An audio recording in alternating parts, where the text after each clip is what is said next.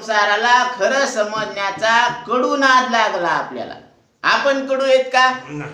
का आपल्याला कडू नाद लागला? खोट्या संसाराला खरा समजण्याचा कडू नाद लागला. म्हणून तो नाद सोडायचा.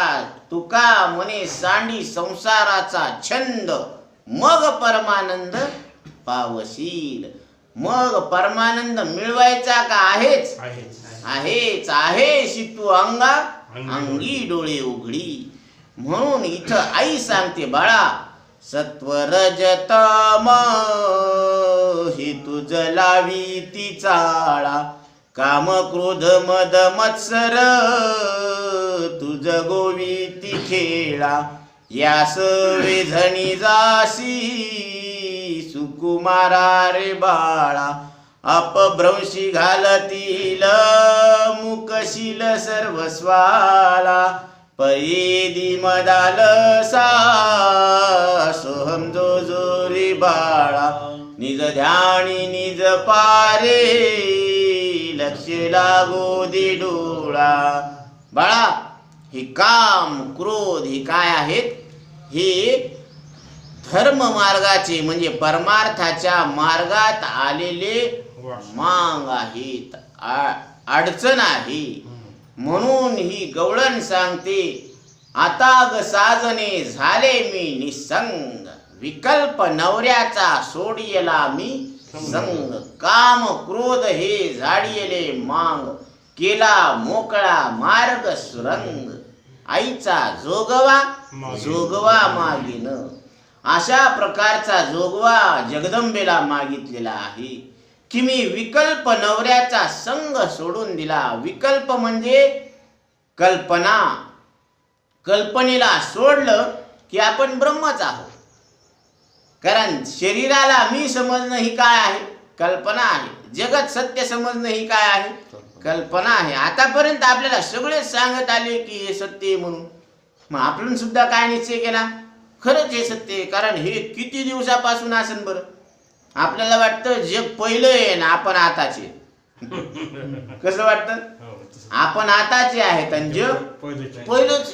केव्हापासून होतंय? आपल्या वाड वडिलापासून, आजोबा पंजोबापासून होतं. म्हणजे आपल्याला वाटतं हे पूर्वीचं आहे, पण जग आताचं आहे. जग कसं आहे? आताचं आता आहे आणि आपण पूर्वीचे आता आहोत. शरीर आत्ताचं आत्ता आहे आणि आपण पूर्वीचे आता आहोत. आणि जे पूर्वी असून आता असतं ते सत्य असतं. म्हणून ही जागृती आताच आहे. स्वप्नात कुठे? झोपेत कुठं आहे? म्हणजे ही सत्याच्या लक्षणात बसत नाही. आणि नाथ महाराज सांगतात, एका तासा माझी कोटी वेळा सृष्टी होती जाती दृष्टी पाहे तोची. एका तासामध्ये कोटी वेळेस सृष्टी उत्पन्न होते आणि नष्ट होते. मग हिला कोण्या तोंडानं सत्य म्हणावं? त्याच्या पलीकडे ज्ञानोबराय बारीक हिशोब लावतात. लावून डोळा उघडे तव वरी कोटी वेळा घडे मोडे. माशी पंख पाखडे तव हे सरे. माशी पंख पाखडूस तर हे संपत. मग किती बारीक हिशोब आहे. डोळ्याची पापण लवून उघडूस तर कोटी वेळेस ही सृष्टी उत्पन्न होते आणि नष्ट होते. मग हिला कोण्या तोंडानं खरं म्हणावं आणि आपण कोण्या तोंडानं खोटे समजावं? म्हणून तुका म्हणे तूची खरा येर वावगा पसारा. फक्त हे काम क्रोध आणि लोभ मद मत्सर ह्या षडविकारांचा आपण काय करायला पाहिजे? बाध करायला पाहिजे. म्हणून विकल्प नवऱ्याचा सोडियला संग. आता ग साजने झाले मी निसंग. म्हणून आता काम क्रोध मोह, म्हणून हा जो मोह आहे तर ह्या मोहामुळं रावणाचा काय झालेला आहे? राज्यही गेलं आणि जीविताची हानी सुद्धा झाली. म्हणून राग म्हणजे ज्याला राग येत असतो ना तर त्याचं शरीर उभं जळत असतं. म्हणून राग कोणावर करावा? म्हणून आणि जर विवेक जर आपण वापरला तर राग कोणावर करावा? कारण जी अनुभवाला येणारी दुसरी वस्तू आहे तर ती आपल्याशिवाय नाही ना. जगत आहे पण आपल्याशिवाय नसल्यामुळं राग कोणावर करावा? तरी नमन कोणा करावे म्या. मी नमन आता कोणाला करावं, कारण दुसरी वस्तूच नाही ना इथं. तुका म्हणे दुजे हे तो नाहीच सहजे. म्हणून हे संसाराची भीती कधी उत्पन्न होते आपल्या अंतकरणात, दुजे जवळ वाढे तव तव संसार भय जोडे. तुकोबराय सांगतात की दुसरेपणाची आपल्या अंतकरणामध्ये कल्पना जशी वाढत जाईल ना, तसं आपल्या अंतकरणामध्ये संसाराचं भय भीती वाढत जात असते. आता अंधार पडल्यानंतर घरात कुणीच नसतं याच्याशिवाय, पण खडकन आवाज आला की याला वाटतं दुसरं कोणीतरी आहे. तिथं कोणीच नसतं, पण याला वाटतं की आहे ही कल्पना शिरली की मग त्याच्या मनामध्ये आता संशय भीती निर्माण व्हायला सुरुवात झाली. तसं सृष्टीमध्ये एकच तत्व आहे आणि ते तुम्ही आहात. पण आपल्याला कल्पना शिरली, कल्पनेपासून कल्पिला जो ठेवा, तेने पडे गोवा नेने हरी. कल्पनेवर कल्पना करायला लागलो आणि ही कल्पनाच खोटी ठरवली की एका जनार्दनी कल्पची मुराला, तोची हरी झाला ब्रह्मरूप. तोच का दुसरा? तोच. ज्यानं अविचारानं कल्पना केली त्यानंच विचारानं कल्पनेचा बाद केला की तोच हरी कोण आहे? ब्रह्मरूप आहे. म्हणून बाळा, तू या काम क्रोध मत्सराच्या नादी लागू नको. सत्व रज तम हे तुझं लाविती चाळा. म्हणून तुकोबराय सांगतात की त्रिगुणाचे फेरी थोर कष्टी होसी. आपल्याला वाटतं की सत्वगुण टिकून राहा. महाराज तुम्ही सांगतात ना, तर ऐकताना लय चांगलं वाटतं, पण इथून उठलं की सगळं मग ते काय होतं, आस्था व्यस्त होऊन जाते. मग आता काय होणार? मग आता वृत्ती ब्रह्माकार राहील कशी? कारण तिला सुद्धा काम आहेत ना. तसं आपल्याला वाटतं की सत्वगुण टिकून राहावा, रजगुण तमगुण येऊच नाही. मग रजगुण आला तर आपलं ब्रह्मत्व गेलं का? तमगुण आला तर आपण देव आहेत का नाही? मग अरे हे सत्वगुण रजगुण तमगुण येणार आणि जाणार, आणि त्याला आपण प्रकाशन करणारे निर्गुण परमात्मा आता इथं प्रत्यक्ष आहोत हे सिद्ध आहे. म्हणून सिद्ध ते विचारी पा जेणे तू सुखी आहोसी. हे टिकवण्याच्या नादामध्ये लागू नका. यांना साक्षी भावानं ओळखा. ओळखिला हरी धन्य तो संसारी, मोक्ष त्याचे घरी सिद्धी सहित. म्हणून ईश्वर सृष्टीमध्ये जीवाला हस्तक्षेप करता येतो का? नाही. त्याला फक्त साक्षी रूपानं पाहता येतं, पण हस्तक्षेप करता येत नाही. म्हणून गुण टिकवण्याचा प्रयत्न करू नका, कारण गुण टिकत नसते असं लक्षात घ्यायचं. म्हणून त्रिगुणाचे फेरी थोर कष्टी होसी. आता सत्वगुण वाढला की आपोआप रजोगुण तमोगुण दबून जाते. रजोगुण वाढल्यावर तमोगुण सत्वगुण दबत असते, आणि तमोगुण वाढल्यानंतर रजोगुण सत्वगुण दबत असते. मग रागात आलेल्या माणसाला जास्त बोलू नये, त्याला फक्त घ्यावं आणि बाजूला नेऊन शांत बसवावं, आधी पाणी द्यावं, म्हणजे ते गार होते. म्हणून राग शांत करण्याचं माध्यम काय आहे? त्या माणसाला बाजूला बसवणं, बाकी काहीच बोलू नये. म्हणून हे येणार आणि जाणार, कारण हे अंतकरण उपाधी आहे तोपर्यंत त्याचे गुणधर्म थोडी सोडणार आहे. जोपर्यंत उपाधी आहे तोपर्यंत कार्य होणार. फक्त त्याला साक्षी रूपानं पाहणं एवढंच आपल्या हातात आहे. तुका म्हणे उगे राहा, जे जे होईल ते ते पहा. म्हणून इथं आई सांगते की बाळा, हे तुझा अपभ्रंश करतील आणि तुला सर्वस्व तुझं हिरावून घेतील. म्हणून हे भजन मार्गीचे मांग आहेत. कोण? हे काम क्रोध लोभ मोह मद मत्सर. म्हणून यांना तू ओळख.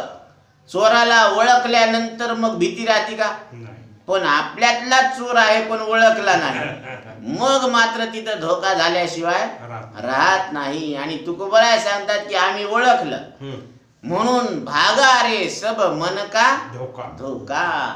म्हणून आता आम्हाला धोका होण्याची शक्यता नाही, कारण आम्ही ओळखलं की हे मन काय आहे, हे मनच लक्ष 84 ला घालतं आणि हे मनच लक्ष 84तून पार पाडतं. म्हणून या मनाचाच बाद करून टाका. मन हे राम झाले, मन हे राम झाले, प्रवृत्ती ग्रासूनी कैसे निवृत्तीसी आले. म्हणून या मनालाच काय केलं, बाधित केलं. आणि बाधित मन हे लक्ष 84 ला कारणीभूत ठरत नसतं. बीज भाजूनी केली लाही, आम्हा जन्म मरण नाही. म्हणून जेने कहले तू देव, तो चैतन्य तू स्वयमेव. श्रीराम गुरु सांगतात पंचीकरणात की ज्याला देव म्हणतात ना, तो देव तू स्वतःच आहेस. कारण ते लक्षण तुझ्यामध्ये आहे. को देवा यो मनस्साक्षी. तुम्ही तुमच्या मनाला जाणता म्हणून तुम्ही देव आहेत. हे प्रमाण युक्ती आणि अनुभवानं सिद्ध झालेलं आहे.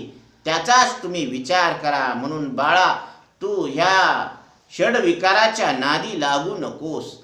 कोसलियाने घर सुदृढ पै केले, निर्गमुन विचारिता तिने सुख बानियले.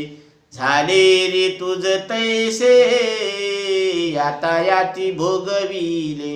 मोक्षद्वार चुकलासी, दृढ कर्म जोडले. परिली मदालसा, सोहम जो जो रे बाळा. निज ध्यानी निज पारे, लक्ष लागू दे डोळा. कोसल्यानं काय केलं, घर बांधलं. आणि घर बांधलं आणि सगळे दार बंद करून टाकली. आता बाहेर यायला एक दरवाजा तर ठेवायचा ना त्यानं.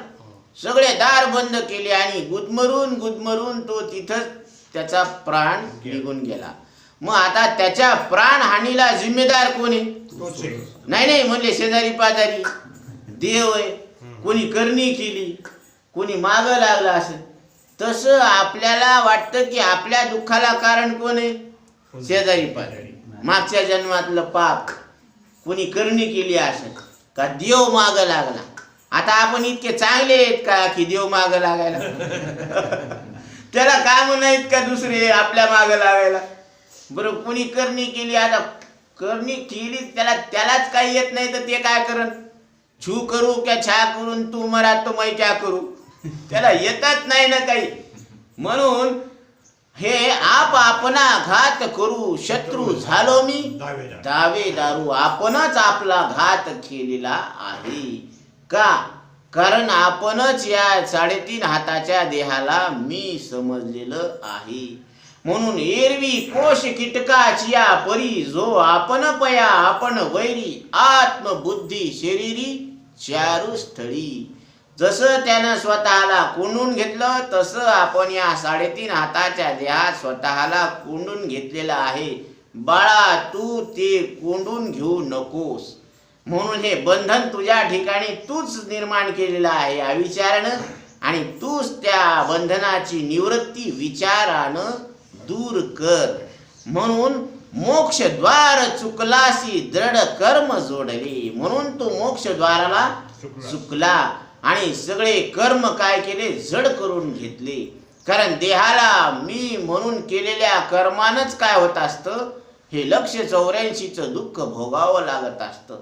म्हणून देहाध्यासाची निवृत्ती विवेकानं होत असती आणि तो विवेक तुला सद्गुरू सांगणार आहेत. म्हणून तू विवेकाचा अवलंब कर, असं आई बाळाला सांगत आहे की झाले रे तुझ तैसे, याता याती भोगविले. म्हणून तुला हे सगळं दुःख त्याच्यामुळेच भोगायला मिळालेलं आहे.